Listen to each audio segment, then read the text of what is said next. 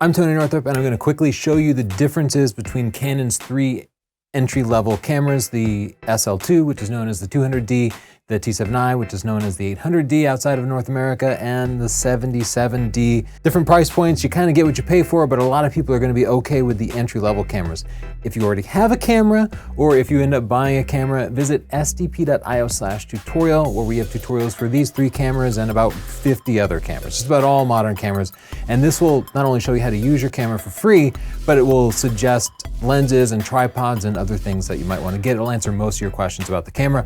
First up, starting with the least expensive camera, the SL2 is a fantastic value, and it's a camera that a lot of people are going to be happy with.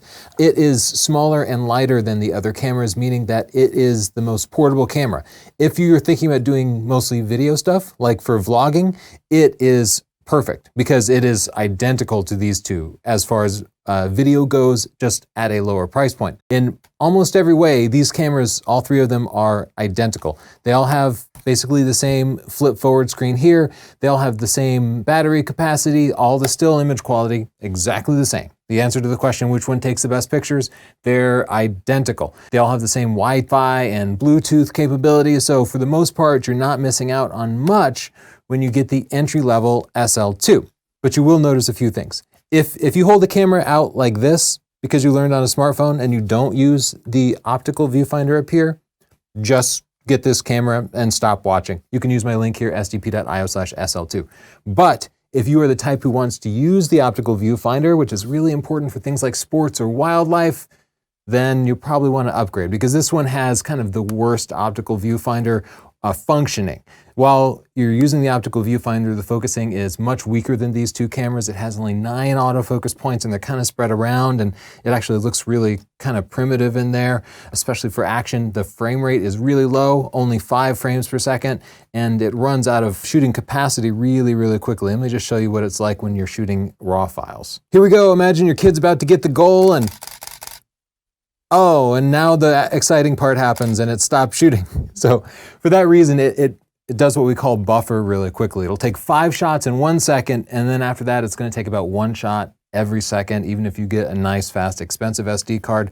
And that is way too frustrating to use for any sort of action. So if that's your gig, let's go ahead and look at the next camera, which is the T7i. This is kind of ideal for sports in action or any kind of shooting where you're using the optical viewfinder, because it has 45 autofocus points up here, and they're spread around the frame.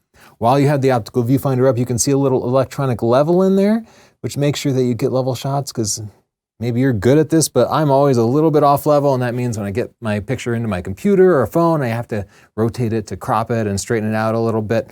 But maybe most importantly for you sports shooters out there, the buffer will last much, much longer. Let's see how that does.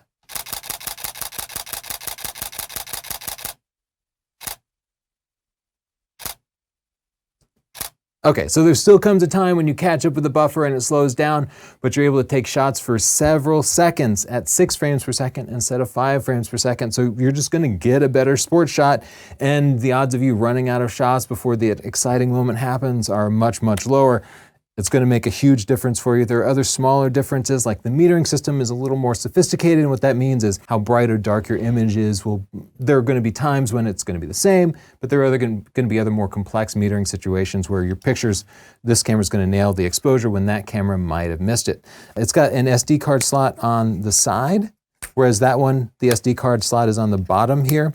Why does that matter? Well, if you have the camera on a tripod a lot, and you need to change the SD card to unload it to your computer or something, it means you end up unscrewing it from the tripod or quick release plate, whereas on this camera, you could just access it from the side. A little bit easier, not a huge deal. It has a little more bracketing options, but other than that, they're about identical. For the most part, you'll want to upgrade to the T7i if you're the type who uses the optical viewfinder or if you're shooting any kind of sports. There's another camera here. The Canon 77D is one step up from that. The 77D is identical in every way to the T7i. Same frame rate, same focusing system, but there are just a few differences. If you look at the top of these two, you can see that the 77D here has an electronic display on the top. And yeah, it kind of looks like your dad's Casio watch from the 80s, but it's still useful for allowing you to figure out your settings and stuff, and I like having it up there. But maybe a bigger difference is over here on the back. Look at this dial right here. That's your exposure compensation dial, and you can see it adjusting the exposure from bright to dark. It's nice to have that dedicated button there. On the T7i and the SL2, it's not bad. All you do is you hold down the exposure compensation button here, and then you can adjust the dial right there, and that does exactly the same thing. It just takes one extra step. The 77D also adds interval and bulb timers in case you want to do cool things like do star trails. You can do those with the other two cameras. You just have to buy an external remote shutter trigger like this one for $22, and that's not a big deal, but you have to keep batteries in it and carry it with you and hook it up. And if you're like me, I always forget things, so it's nice to have everything built into the camera. That sums it up. Most people should get the SL2. All video shooters should get the SL2. If you appreciate small size, it's the smallest. If you're ever going to be doing any kind of sports or action, or if you just like to use the optical viewfinder up here instead of holding the camera out, the upgrade to the T7i is definitely worth it. The biggest reasons you want to upgrade to the slightly more expensive 77D are for the better physical controls, the extra dial, and that nice LCD screen up top. If you actually want to learn photography, check out my book, Stunning Digital Photography. The #1 photography book in the world, includes 14 hours of video. So you can just watch videos if you're not a book person, or you can read the book.